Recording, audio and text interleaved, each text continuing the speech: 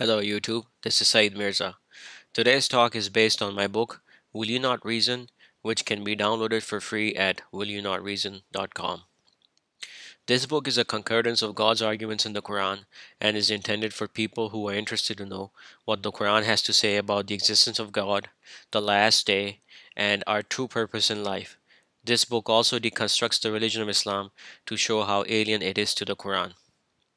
I will be using the excellent translation of the Quran called The Quran, A Complete Revelation by Sam Gerrans, which can be downloaded for free from Qur'anite.com.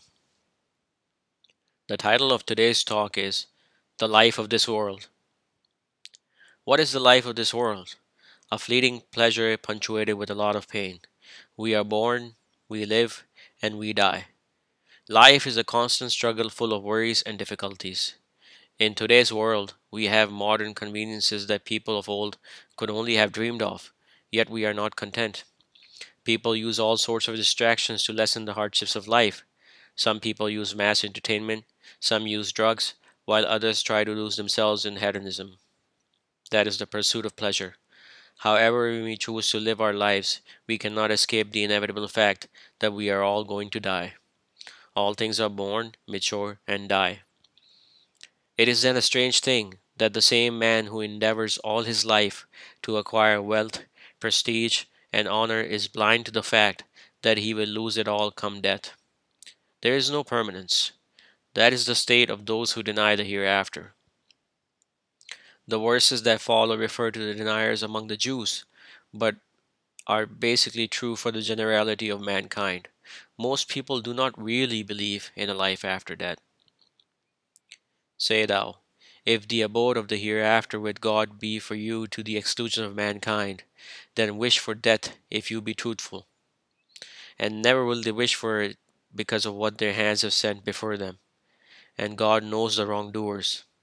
And thou wilt find them the greediest of men for life, and among those who aspire partnership, one of them would love to be given the span of 1,000 years, but it would not remove him from the punishment were he to be given the span, and God sees what they do. Chapter 2, verses 94 through 96. It would then seem unreasonable that we invest all our resources on this temporal life. A far better strategy would be to work towards the betterment of our afterlife, which is eternal. Yet men do not pay heed to the inevitable demise. They think that by ignoring this reality they can escape it. Such a state of affairs is not reasonable. God gives us the truth regarding this temporal life. Every soul will taste death, and you will be but paid in full your rewards on the day of resurrection. And whoso is removed from the fire and made to enter the garden, he has attained, and the life of this world is only the enjoyment of deception. Chapter 3, verse 185. Wheresoever you be, death will overtake you, and though you be in castles built high, it will find you. And if good befalls them, they say, This is from God. And if evil befalls them, they say, This is from thee. Say thou, All is from God. Then what ails these people? They scarcely understand a statement. Chapter 4, verse 78. Have they not reflected? There is no madness in their companion. He is only a clear warner. Have they not considered the dominion of the heavens and the earth, and what things God has created, and that it may be that their term has drawn nigh? And in what narration after this will they believe? Chapter 7, verses 184 and 185.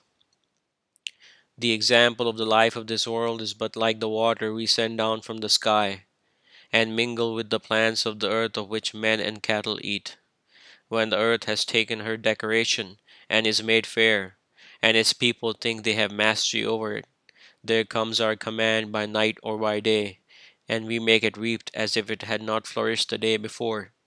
Thus do we set out and detail the proofs for people who reflect. Chapter 10, verse 24. And present thou to them the example of the life of this world, as water which we send down from the sky, then mingle with the vegetation of the earth. It becomes dry stalks which the winds scatter, and God is omnipotent over everything. Chapter 18, verse 45. We inherit the earth and such as are thereon, and to us are they returned. Chapter 19, verse 40. They know the visible show of the life of this world, and are heedless of the hereafter. Chapter 30, verse 7. Know that the life of this world is but play, and diversion, and adornment, and mutual boasting among you, and competition for increase in wealth and children. Like the example of a rain, it impresses the atheist with its growth, then it withers, and thou seest it turn to yellow, then it becomes chaff. And in the hereafter is severe punishment, and forgiveness, and good pleasure from God. And the life of this world is only the enjoyment of deception. Chapter 57, verse 20. Glorify thou the name of thy Lord the Most High, who created, and fashioned, and who determined, and guided, and who brought forth the pasture, then made it russet brown decay.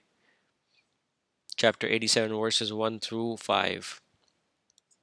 The truth is, you prefer the life of this world, when the hereafter is better and more lasting. Chapter 87, verses 16 and 17. The Almighty created us for only one purpose, to serve Him. Men live their whole lives chasing after phantoms and illusions. We are consumed by our fears, passions, and vain desires. It is only when we rise above our vain desires that we can fulfill our true purpose. Man has been given intellect and will. Our intellect differentiates between the true and the false. Our will allows us to effect change. When these two gifts from God are aligned, we are in harmony with our true nature. Many men understand that they are here for a purpose. They know that they have to attempt the steep path towards God, but they postpone and delay and put off the task at hand. We need to understand the urgency of aligning our will to the will of the Almighty. We do not have infinite time on hand. The day of judgment is coming. Do not be one of those who put off action and then be filled with regrets when the opportunity has passed. I exhort you to do your utmost to serve God. It is true that God guides whom He wills, but He has also proclaimed that He will not change the condition of a people until they change what is within themselves. He has examined us before Him and after Him, keeping it by the command of God. God changes not what is with the people until they change what is in their souls. And when God wills evil for a people, there is no repelling it, and they have besides Him no ally. Chapter 13, verse 11. I hope that my presentation of arguments in the Qur'an provide you with an impetus to sincerely and diligently study it and question the beliefs you were born into. Time is short. No man knows if he will live to see tomorrow. I urge you not to defer this grave matter any longer, but to strive with all your might to gain certainty in order to follow your true purpose. Our creation is but a trial by God, so He can reward the virtuous with paradise. Man has been granted a noble station, even above the angels, if he uses his reason. I ask you to use this gift from God to differentiate between the truth and falsehood. We are invited by God to ponder His proofs by using our reason and thereby come to an unshakable belief in Him. Only then can we ever hope to serve the one true God and attain everlasting bliss. The worst of beasts in the sight of God are the deaf, the dumb, those who do not reason. Chapter 8, verse 22. May God guide you to His straight path. Peace be upon you.